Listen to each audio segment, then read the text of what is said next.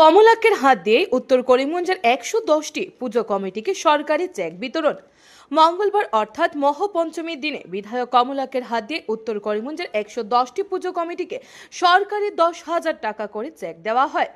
এ উপলক্ষে স্থানীয় জেলা গ্রন্থাগার প্রেক্ষাগৃহে অতিরিক্ত জেলা শাসক এ মজুমদারের পৌরোহিত্যে আয়োজিত অনুষ্ঠানে মুখ্য অতিথি বিধায়ক কমলাক্ষ দে পুরকাস্ত ছাড়া উপস্থিত ছিলেন জেলা বিজেপি সভাপতি সুব্রত ভট্টাচার্য, পুরপতি রবীন্দ্রচন্দ্র দেব, তপশিল উন্নয়ন পর্ষদের চেয়ারম্যান কৃষ্ণ দাস, জেলা মণ্ডল বিজেপি সভাপতি কিশোর দেব প্রমুখ।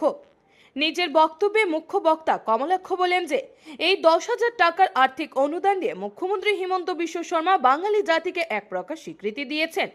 মুখ্যমন্ত্রীর এই উদ্যোগ সত্যি প্রশংসনীয় বলে মন্তব্য করেন তিনি। এদিন নিজের ভাষণে ভগবান রামচন্দ্রের অকাল বোধনের প্রেক্ষাপট টেনে নিজের নামের অর্থটাও খুব সুন্দর করে উপস্থাপন করেন। জেলা বিজেপি সভাপতি সুব্রত ভট্টাচার্য তার ভাষণে সরকারের এই উদ্যোগের প্রশংসা করার পাশাপাশি মুখ্যমন্ত্রী হিমন্ত বিশ্ব শর্মার প্রতিও কৃতজ্ঞতা জ্ঞাপন করেন। ভাষণ শেষে পুজো কমিটিগুলো কর্মকর্তাদের হাতে চেক তুলে দেওয়া হয়। এই বিতরণ পর্বের সূচনা করেন বিধায়ক কমলাক্ষ দে পুরকাস্ত। করিমগঞ্জ থেকে সুস্মিতা দাসের রিপোর্ট।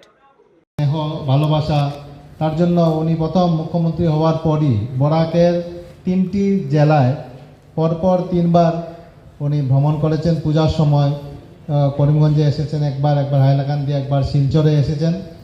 আমরা অত্যন্ত আনন্দিত এবং আগামী দিনও আমাদের এই বরাকের হিন্দু বাঙালিদের প্রতি লক্ষ্য রেখে উনি আরও কাজ করে যাবেন এই আশা রাখি।